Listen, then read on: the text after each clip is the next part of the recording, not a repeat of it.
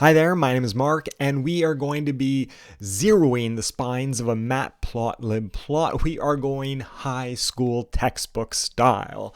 So let's go ahead and import PyPlot as PLT and use this to create our figures. So plt.figure and assigning it to fig.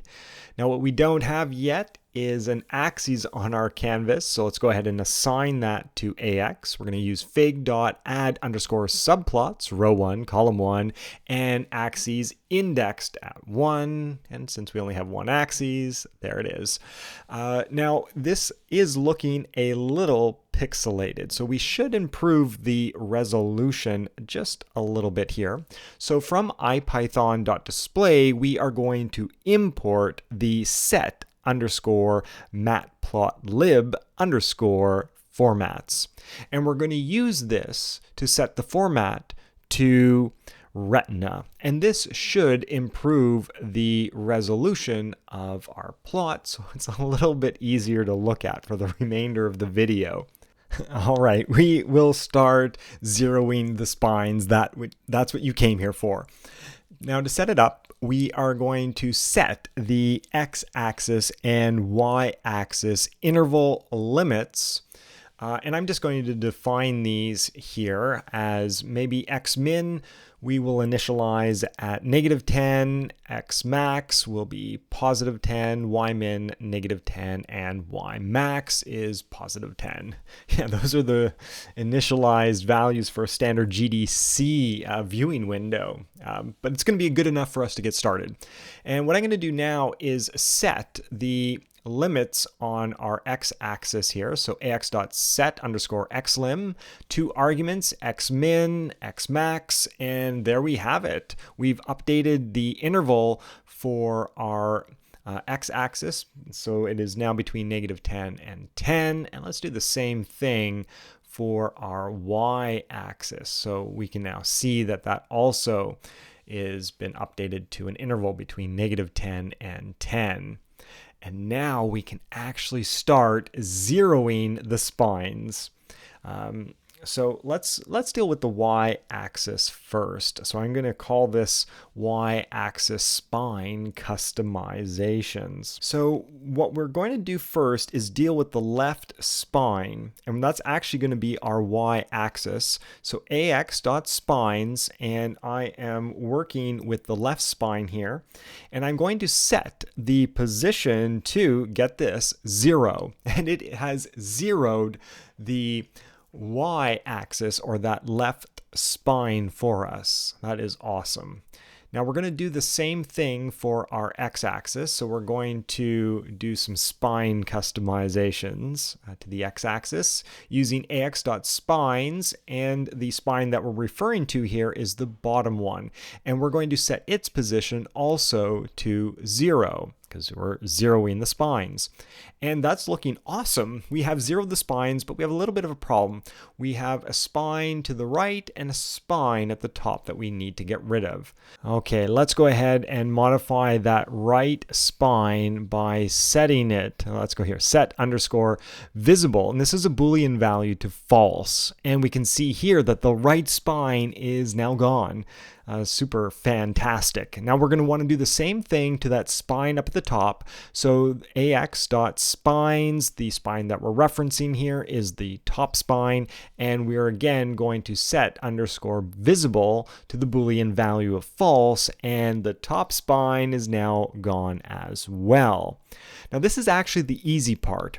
What we're going to do now is label our spines. We're going to find that we get ourselves in a little bit of trouble.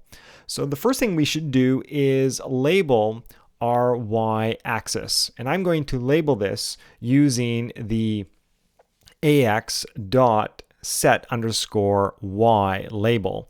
And I'm going to use a raw string here and a little bit of tech in here. So $y, $. And ooh, that's kind of difficult to see where that ended up. It's definitely not where I would like to place it. I would like to place it somewhere up at the top of our y-axis. Now, to do this, we are manually going to set the coordinates of this label using ax.y-axis.set_label_chords. Now, for reference, the bottom left-hand corner has the coordinate 0, 0, and the top right-hand corner has the coordinates 1, 1. So I would like to manually place my y-axis label at approximately 0.53 and 1.04. And there it is. Ooh, it's a little, that's going to need some rotation. So I am going to set the rotation of this label to horizontal, and that should fix that up. There it is. Perfect. So this looks okay, it works, but there's a problem. If I were to change the limits of my x-axis, so maybe x-max is 50, that manually set label is now out of place. And that's a huge problem, especially if you're constructing a lot of plots. And there is a fix for this. What we're going to do is we are going to normalize the value of 0 of the x-axis label between a value of 0 and 1. So we're going to be normalizing the x coordinate of our y-axis label, which is 0. So we're going to normalize the value of 0 essentially. And to do this, we are going to make use of a normalize function, and I'm going to assign it to mid px norm. Now, I am normalizing the value of 0. So I'm going to take 0 minus x min, and then I'm going to take that result and divide it by x max minus x min. So that will be the x coordinate of the y-axis, which is a normalized value between 0 and 1. And now I just need to go down and update that x coordinate of our y-axis label. So I'm going to update that to mid px norm. And we can now see that our label dynamically is placed at the correct position. I update x max to maybe 20, and watch this. The x coordinate of our y label is automatically updated for us. So the y label is following that y axis. Now I am just going to shift the x coordinate of the y axis a little bit to the right by adding that 0.04, and that is looking ideal. So what about the x axis label? Well, as you might have guessed, we are going to encounter a similar type of problem. The good news is we have a similar type of solution. So first we can set the x label here, and well, that is definitely not where we want it to appear. So we're going to manually assign the coordinates of our x-axis label. And in this case, I want the x coordinate to be as far to the right as possible. So I'm going to overshoot the maximum value of 1. So the x coordinate will be 1.04. And then the y coordinate I will manually set at 0.53. And it looks great. Again, the problem is if I modify the y limits in any way, then the label's out of place. So what we need to do is normalize the y coordinate this time of our x-axis label. Essentially, take that value of 0 and normalize it between a value of 0 and 1. Now this time I am going to assign this to mid py norm. So I'm going to take the 0 value, that's the value that we're normalizing, and I'm going to subtract y min from it. I'm then going to take this result and divide it by y max minus y min. Again, we'll add that 0.04 on the end.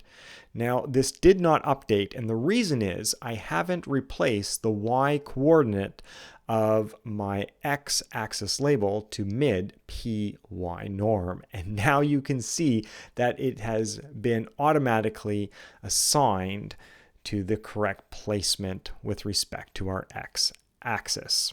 All right, now we have one last thing I want to tidy up here, and that is those zeros that are occurring at the origin. So I want to remove these from the x-axis and y-axis. Now to do this, we are going to be making use of this homegrown function. It is just a lambda function, which has two arguments, x and position. Now, if the value of x is close to 0, so I'm using a NumPy method here, which is called isClose.